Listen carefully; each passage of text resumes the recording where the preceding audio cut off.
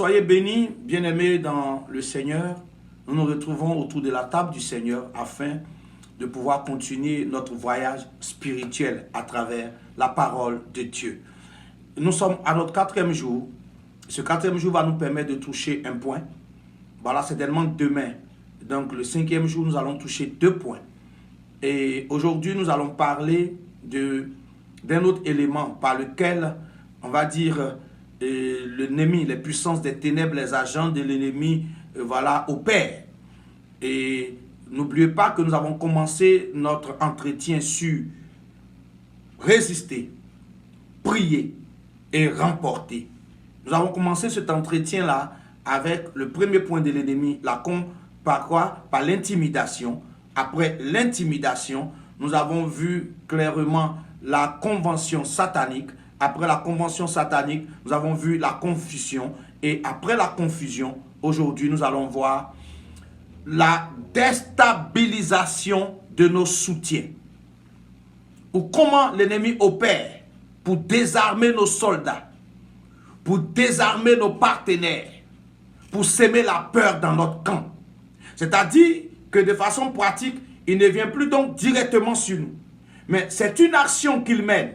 C'est un jeu stratégique de guerre spirituelle. Il travaille autour de nous afin de nous isoler et de nous faire rester seuls, afin que nous soyons abandonnés. Ça, c'est une autre formule que l'ennemi applique. Et nous voyons cela aussi clairement ici dans la parole de Dieu, en Ésaïe 36, les versets 11 à 17, que nous allons lire maintenant. Je répète, Ésaïe 36, versets 11 à 17. Lisons la parole du Seigneur. Nous lisons ensemble, si tu l'as trouvé maintenant. Nous avons le verset 10 que nous avons fini clairement de lire. Le verset 11 dit ceci. Eliakim, Shebna et Joar dirent à Rabshakeh, parle à tes serviteurs en araméen, car nous le comprenons, et ne nous parle pas en langue judaïque aux oreilles du peuple qui est sur la muraille. Rabshakeh répondit, est-ce à ton maître et à toi que mon maître m'a envoyé dire ces paroles? N'est-ce pas à vous, n'est-ce pas à ces hommes assis sur la muraille pour manger leurs excréments et pour boire leurs urines avec vous? Puis Rabshakeh s'avançait, nous sommes au verset 13, puis Rabshakeh s'avança et cria de toute sa force en langue judaïque. Écoutez les paroles du grand roi, le roi d'Assyrie. Ainsi parle le roi, qu'Ézéchias ne vous abuse point, car il ne pourra vous délivrer. Qu'Ézéchias ne vous amène point à vous confier en l'Éternel, en disant, l'Éternel nous délivrera, cette ville ne sera pas livrée entre les mains du roi d'Assyrie. Verset 16, n'écoutez point Ézéchias, car ainsi parle le roi d'Assyrie. Faites la paix avec moi, rendez-vous à moi, et chacun de vous mangera de sa vigne et de son figuier, et chacun boira de l'eau de sa citerne. Alléluia. Bien-aimés, voilà ce que Rabshakeh présente. Le contexte, il est toujours simple. Il vient, il est en train de parler avec le peuple, on va dire les envoyés du roi. Et pendant qu'il parle, il crie. Et il crie en quoi? En langue, quoi? Il crie, la Bible nous dit ici au verset 11, eux ils disent, parle à tes serviteurs en araméen. Donc en langue qui est pure, que nous seulement pouvons comprendre. Tu n'as pas besoin de parler dans une langue que tous ceux qui sont autour de nous comprennent. Il va lui dire, c'est pas à vous que je suis venu parler. Je suis venu parler plutôt à tous ceux qui sont autour de vous, afin qu'ils entendent, afin qu'ils sachent que je suis fort, que nous sommes forts, afin qu'ils entendent, afin qu'ils sachent que nous sommes plus puissants qu'eux, qu'ils abandonnent et qu'ils puissent se soumettre à nous pour que nous puissions avancer, afin qu'ils ne se laissent pas abuser. Voilà le contexte. Bien-aimé, à ce niveau, je veux te dire que l'ennemi est malin et l'ennemi est un stratège. il vient agir de façon stratégique dans ce combat. Pour faire quoi? Pour abaisser la foi des soutiens. C'est l'armée qui doit combattre pour le roi. C'est l'armée qui doit se manifester physiquement à défendre le trône du roi. C'est l'armée qui doit donner sa poitrine pour le roi. Mais si l'armée qui doit défendre, qui doit donner sa poitrine, qui doit combattre pour le roi est abaissée, est affaissée, est découragée, prend la résolution de ne pas foncer, ça veut dire qu'il n'y a pas combat. Ça veut dire qu'il n'y a pas guerre. Ça veut dire que Ézéchias est vaincu. Bien-aimé, et cela se trouve dans notre quotidien. Oui, dans notre quotidien. L'ennemi voyant certainement notre détermination en tant qu'enfant de Dieu, notre engagement et notre dévouement va passer à ces stratégies de déstabilisation de notre vie, déstabilisation de notre engagement, déstabilisation de tous ceux qui sont autour de nous. Donc, il va faire baisser la foi de ceux qui nous soutiennent. Il va faire baisser la foi des personnes qui nous soutiennent. Il va faire fuir les personnes qui nous soutiennent. Il va décourager les personnes qui croient en nous. Il va créer l'abandon autour de nous. Il va faire tourner le dos aux gens qui sont capables de nous soutenir. Il va même rebeller les gens contre nous. Il va créer des traites au milieu de nous, autour de nous. Il va apporter une déstabilisation au niveau de ceux qui sont censés nous soutenir. Alors, il va envoyer des pensées dans l'esprit des gens en qui peut-être même des fois tu t'es investi, mais qui vont se tourner contre toi. Il va créer la rébellion vis-à-vis des gens dans ta maison, dans ta communauté, dans ta famille. Des gens que tu as aidés peut-être, des gens en qui tu t'es investi, des gens à qui tu as enseigné la loyauté, des gens à qui tu as enseigné la détermination, des gens qui étaient un avec toi, des gens qui étaient en accord avec toi, des gens qui étaient d'accord avec toi, des gens qui étaient prêts à donner leur poitrine pour toi. L'ennemi vient, il ne te touche pas, il connaît ta force, il sait que ces gens croient en toi, il sait que tes frères croient en toi, il sait que tes soeurs croient en toi, il sait que tes enfants croient en toi, il sait que ta famille croit en toi, il sait que tes employés croient en toi, il sait que ton patron croit en toi, il sait que ta femme croit en toi, il sait que ton mari croit en toi, il sait qu'il y a des gens qui te font confiance. Alors il va commencer à travailler sur ces gens qui te font confiance, et progressivement, par manque de sagesse, par manque de discernement, par manque de loyauté, ces personnes-là vont te tourner le dos, ces personnes-là vont changer de voie, ces personnes-là vont commencer à être déloyales, ces personnes vont commencer à te critiquer, te calomnier, les soutiens financiers vont fermer les portes, les gens vont commencer à ne plus te soutenir, les gens vont commencer à t'accuser, les gens vont te laisser, vont t'abandonner seul afin que tu sois englouti. Voici le programme de l'ennemi. Ce matin, je vais te permettre de comprendre ces choses. Et c'est pour cela que quand nous sommes face à des situations, traitons les choses de façon spirituelle. Payons le prix sur le plan spirituel. Ayons un discernement poussé dans la présence de l'Éternel. Des personnes loyales d'aujourd'hui, d'hier plutôt, deviennent traites aujourd'hui. Des personnes qui te soutenaient hier sont des personnes qui t'abandonnent aujourd'hui. Des personnes, et quand toi-même tu te poses la question, des fois tu ne sais vraiment pas ce que tu as eu à faire. Tu ne comprends pas, tu ne peux pas justifier cela parce que l'ennemi a fait sonner une mauvaise trompette. L'ennemi a balancé de mauvaises informations. Et des fois, tu es tellement enquéré que tu peux avoir une crise cardiaque. Des fois, tu es tellement enquéré qu'une maladie peut surgir. Des fois, tu es tellement écœuré que tu ne sais pas à quoi t'en tenir. Des fois, tu es tellement écœuré que tu t'affaisses, ta foi tombe. Des gens même courent vers le suicide. Des gens même abandonnent carrément la voie de l'Éternel. Je suis venu te dire que c'est une stratégie de l'ennemi. Ne te laisse pas distraire par l'ennemi dans cette situation. Bien-aimé, tu as un recours. Car quand bien même une mère abandonnerait son enfant, l'Éternel dit que lui, il ne t'abandonne pas. Quand bien même toute personne t'abandonnerait, tu dois savoir que tu as un recours. Le recours du roi de gloire et du Seigneur des seigneurs. Et même dans cette situation, tu dois prier le Seigneur parce que l'ennemi s'est infiltré pour enlever le cœur que l'ennemi a donné à tes partenaires. Il est important important de savoir que ce n'est pas tout qu'on abdique. Les gens ne t'ont pas abandonné le plus souvent parce qu'ils ont envie de t'abandonner. Il y a des gens qui t'abandonnent parce qu'ils sont faibles. Ils ont un niveau de foi qui n'est même pas à ton niveau. Donc tu n'as pas à leur en vouloir. Tu peux même t'investir, ils ne tiennent pas. Ils sont faibles. Il y a des gens qui t'abandonnent parce qu'ils ont un esprit d'hypocrisie. Il y a des gens qui t'abandonnent parce qu'ils ont un esprit, on va dire, de vantardise. Il y a des gens qui t'abandonnent parce qu'ils ont un esprit de convoitise. Ils convoitent ta position. Ils veulent ta place. Ils te servent parce qu'ils doivent te servir. Mais lorsque l'ennemi rentre en place, rentre en scène, ils prennent sur eux maintenant de pouvoir avoir un soutien démoniaque pour te déstabiliser. Voici le travail de l'ennemi. Parce qu'il sait une seule chose, je vous dis la vérité.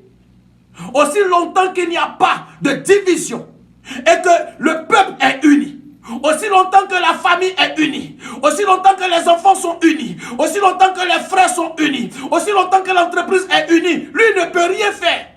Il faut que forcément il crée une faille. Et cette faille-là, il va la créer auprès des personnes faibles, auprès des personnes fragiles, auprès des personnes mendiantes, auprès des personnes qui convoitent, auprès des personnes déloyales. C'est ce qui a été fait dans le cas de Judas que je ne veux même pas aborder aujourd'hui. Il y avait tous ces disciples qui étaient là. Mais pourquoi Judas a été le canal? Parce que Judas était quelqu'un qui avait un esprit faible. Judas communiquait toujours avec les forces des ténèbres. Judas était renseigné, Judas était informé. Parce qu'effectivement, il y a des gens des fois dans notre vie qui sont en même temps avec nous, mais qui sont avec le diable.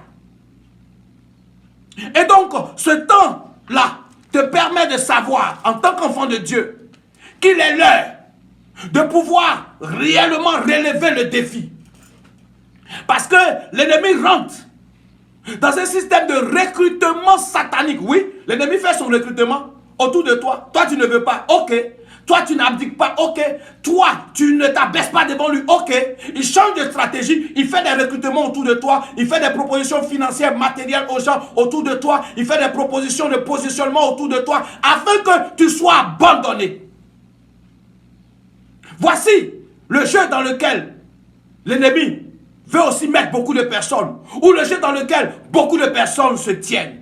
Mais à l'heure du recrutement satanique, c'est aussi l'heure de la prière. À l'heure du recrutement satanique, c'est aussi l'heure pour relever les défis de l'unité, de comprendre que l'ennemi veut te détruire. Au lieu de t'en prendre aux gens, rentre plutôt dans une présence et rentre pour comprendre la vision de l'Éternel pour toi. Rentre pour raffermir, pour consolider. Paye le prix. Bats-toi aussi. Certainement les gens partiront, mais tout le monde ne partira pas. Certainement les gens t'abandonneront, mais tout le monde ne t'abandonnera pas. Parce que Dieu créera des cœurs loyaux. Dieu créera des personnes fidèles. Même il y a au moins une personne qui peut rester à côté de toi. Il y a au moins une personne qui peut croire. Il y a une personne qui peut dire, oui, ce que vous dites c'est vrai, mais moi j'ai donné mon engagement. J'ai donné ma poitrine. J'ai donné ma parole. Je respecte ma parole. Il y a encore ce genre de personnes qui existent. Donc c'est pour cela qu'il est important que nous puissions prier. Oui, aujourd'hui, mon intervention sera une intervention qui va te conduire à la prière. Afin que tout ce que l'ennemi est en train de tramer autour de toi ne puisse pas marcher. La déstabilisation. Un des éléments que l'ennemi met en œuvre. Et c'est pour cela que nous devons faire quoi? Consolider nos murailles.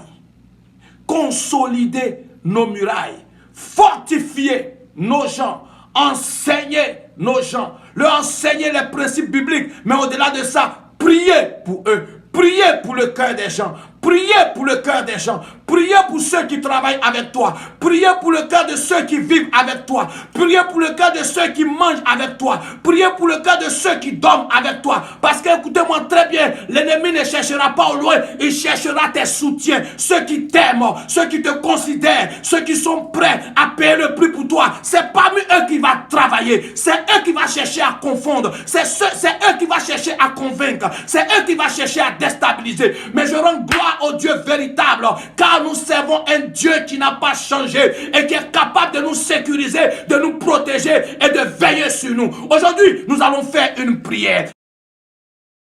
Et la première prière que je voudrais que nous puissions faire monter vis-à-vis de l'Éternel, c'est de prier pour toutes nos relations familiales positives.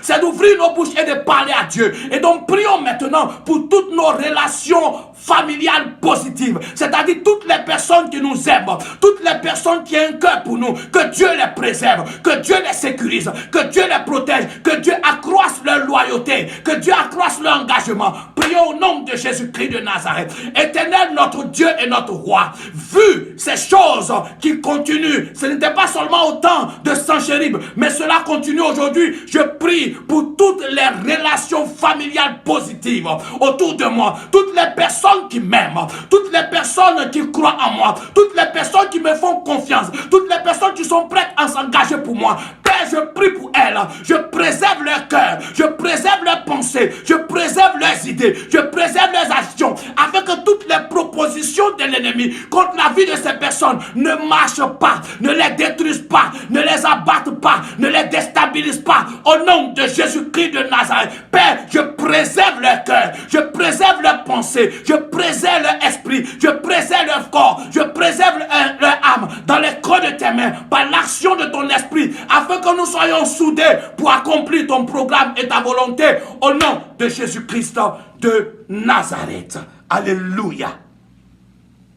La deuxième prière que je voudrais que nous puissions faire monter à l'Éternel, c'est que nous puissions prier pour consolider nos partenaires financiers et nos partenaires matériels. Ça veut dire simplement, prions pour que les gens qui croient en nous, qui nous soutiennent, qui sont prêts à mener des entreprises avec nous, qui sont prêts à s'engager matériellement, financièrement, soient aussi préservés, que leur conscience, leur pensée et leur cœur soient préservés. Nous prions au nom de Jésus de Nazareth. Éternel, en ce matin, je lève la voix vers toi en ce jour et je prie pour consolider la foi, la confiance, l'engagement, la loyauté de tous mes partenaires financiers et matériels au nom de Jésus-Christ de Nazareth. Je refuse que l'ennemi les déstabilise. Je refuse que l'ennemi les déstabilise. Je refuse que l'ennemi les corrompe. Je refuse que l'ennemi les déstabilise, les fasse vaciller dans notre relation, dans notre partenariat financier, dans notre partenariat matériel au nom de Jésus-Christ de Nazareth. Que le cœur de se détourner à gauche, à droite par rapport à une quelconque proposition satanique et démoniaque au nom de Jésus-Christ. L'ennemi viendra, mais il échouera, car je les mets dans l'assurance du Seigneur et je déclare la préservation du roi de gloire sur leur vie au nom de Jésus, sur les activités, sur les sources financières, sur les sources matérielles au nom de Jésus-Christ de Nazareth. Merci Père, parce que tu es le Dieu véritable et tu le fais. J'engage la troisième prière. Nous allons prier afin de consolider notre amour fraternel. Les frères, les sœurs en Christ qui nous aiment, qui nous considèrent, nous allons prier pour eux. Nous allons prier pour que nos communautés soient des communautés d'amour, que nos communautés soient des communautés vraies, que nos communautés soient des communautés loyales, que nos communautés soient des communautés de confiance, d'engagement, de soutien et d'union et d'unité dans la volonté du Dieu véritable. Élevons la voix et prions. Seigneur, je prie pour la consolidation de l'amour fraternel dans mon entourage et dans ma communauté. Au nom de Jésus-Christ de Nazareth, je déclare, Père, que ta grâce soit sur la vie de tout enfant de Dieu, afin que notre amour fraternel soit consolidé. Au nom de Jésus-Christ de Nazareth. Et je profite de l'occasion maintenant pour chasser tout agent de l'ennemi chargé de déstabiliser notre amour fraternel. Je me saisis de l'opportunité pour chasser tout agent de l'ennemi par séduction, par proposition, par déstabilisation, chargé de ruiner notre amour fraternel dans le nom de Jésus-Christ de Nazareth. Tous les loups à la peau d'agneau sont démasqués au nom de Jésus-Christ de Nazareth. Tous les agents de l'ennemi à la peau d'agneau sont démasqués au nom de Jésus-Christ.